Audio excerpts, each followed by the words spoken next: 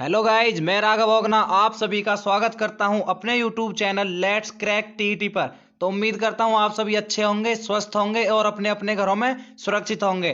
तो गाइज, अगर आपको हमारे चैनल पर वीडियोस पसंद आती हैं तो वीडियोस को लाइक करें, कमेंट करें, शेयर करें और चैनल को सब्सक्राइब जरूर करें। सब्सक्राइब करने के बाद बेल आइकन जरूर प्रेस करें ताकि हम कभी भी कोई भी वीडियो अपलोड करें तो सबसे पहले नोटिफिकेशन आपके पास पहुंच सके।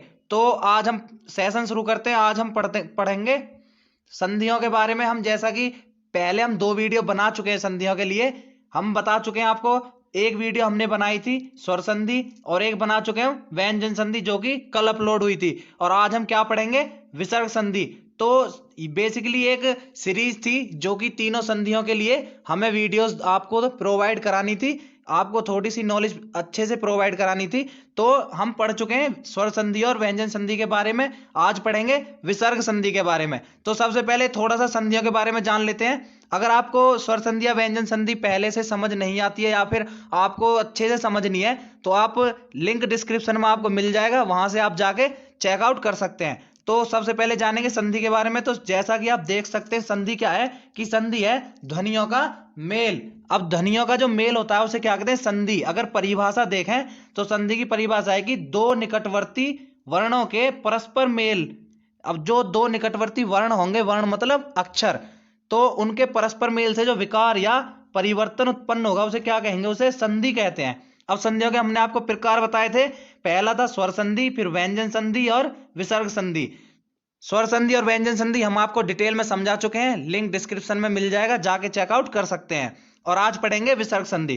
तो नेक्स्ट स्लाइड पर चलते हैं। विसर्ग संधि। विसर्ग संधि क्या होती है? बेसिकली विसर्ग क्या होता है? विसर्ग ये वाला जो चिन्ह होता है, ये आपने देखा होगा बहुत बार, ये जो चिन्ह होता है इसको क्या बोलते हैं? विसर्ग बोलते हैं।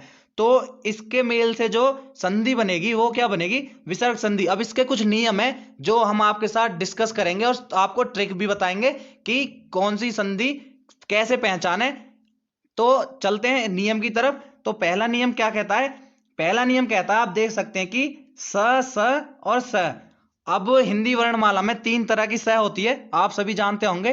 तो अगर इन तीनों के बाद कोई भी अघोष वर्ण आए, अब अघोष वर्ण क्या होता है, सघोष वर्ण क्या होता है, अगर आपको इसके लिए भी डिटेल वीडियो चाहिए तो आप कमेंट बॉक्स में कमेंट कर सकते हैं। अभी के लिए आप ये समझिए कि अघोष वर्ण और सघोष वर्ण जो वर्ण है ये क्या होते हैं। अघोष वर्ण क्या होते हैं कि वर्णमाला में जैसे कि क और ख, तो पहले जो 2 अक्षर होते हैं तो वो क्या हो गए?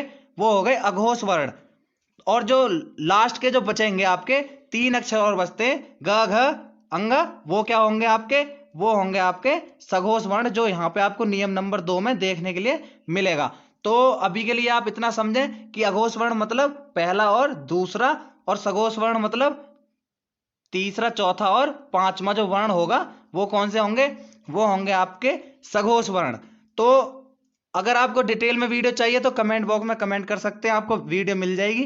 तो अब ये नियम क्या कहता है कि ये जो 3 सा होती हैं वर्णमाला में, अगर इनके बाद कोई भी अघोष वर्ण आए तो वो क्या होगा? वहां पे विसर्ग संधि होगी। उदाहरण देखेंगे कैसे। जैसे कि यहाँ पे क्या लिखा हुआ है? यहाँ पे लिखा हुआ है निष्फल। अब निष्फल को क्या है कि यहाँ पे देखिए स आ रहा है, आधा स आ रहा है, चाहे पूरा स हो चाहे आधा स हो, यहाँ पे स आ रहा है तो क्या होगा? निष्फल।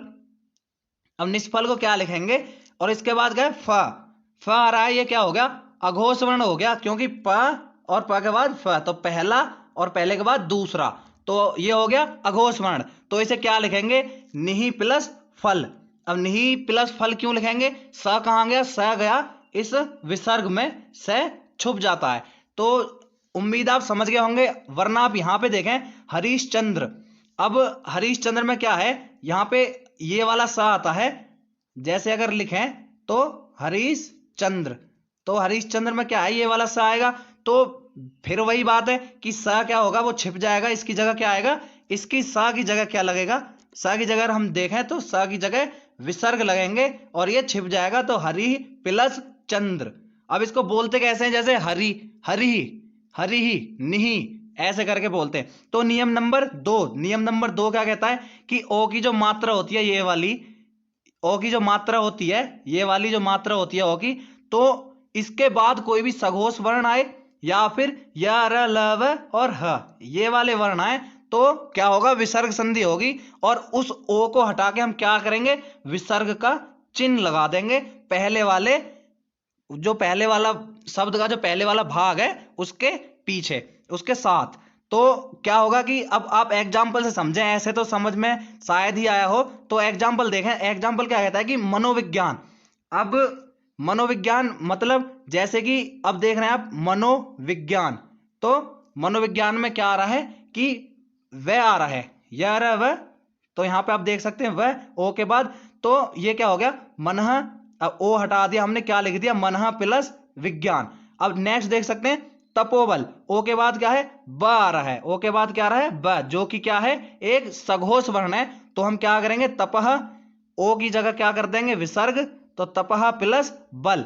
अब आपको कहीं ना कहीं ये लग रहा होगा कि ये तो हमने गुण संधि में ही पढ़ा था कि ये जो ओ की मात्रा होती है, अगर आपको किसी भी वर्ड में ओ की मात्रा दिखे तो उसमें क्या लिखेंगे आप, गुण संधि लिखेंगे।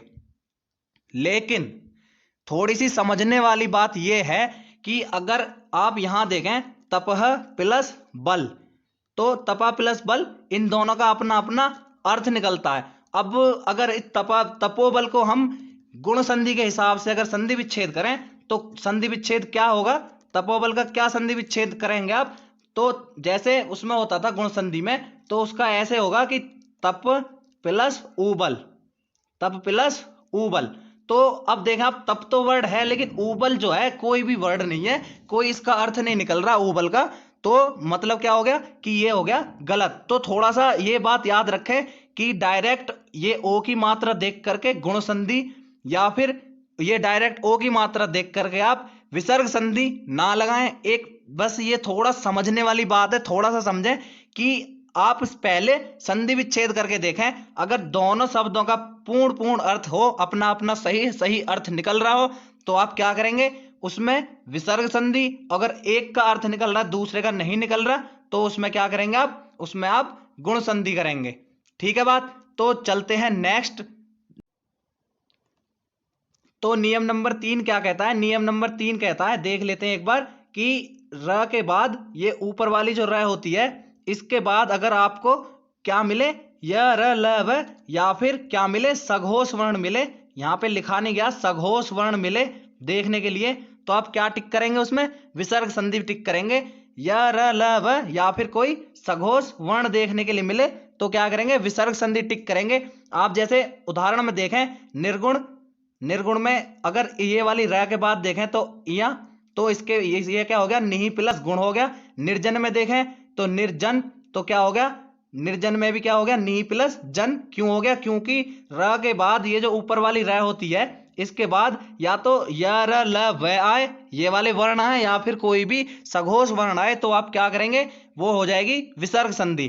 तो नेक्स्ट और लास्ट जो इसका नियम है, ये कहता है कि बड़ा ई या बड़ा ऊ के बाद अगर र आए, र जो वर्ण होता है बड़ा ई या बड़ा ऊ के बाद आए, तो वो क्या हो जाएगा, वो भी विसर्ग संधि होगी। तो कैसे करेंगे, उदाहरण देखें। उदाहरण में आप यहां देख सकते हैं नीरज, तो नीरज में क्या है, बड़ी ई के बाद क्या आ रहा है, र आ रहा है, तो क्या हो जाएगा, निहि प्लस रज। अब ये जो बड़ी ई है ये छोटी ई में कन्वर्ट हो जाएगी, ये आप याद रखें।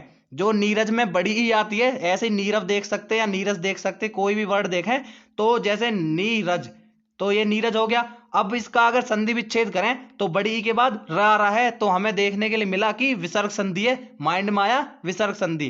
तो नी लिखेंगे, छोटी मात्रा हो जाएगी, विसर्ग का चिन्ह लगाएंगे और प्लस करके रज, अगर नीरव होता तो नीरव भी ऐसे ही लिखेंगे।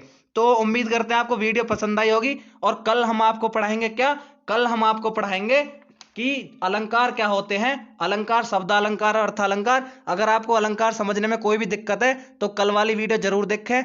तो मिलते हैं अगली वीडियो में, तब तक के लिए राम राम, सत श्री अकाल, अस्सलाम वालेकुम। जो भी आप कनेक्ट कर पाएं, धन्यवाद।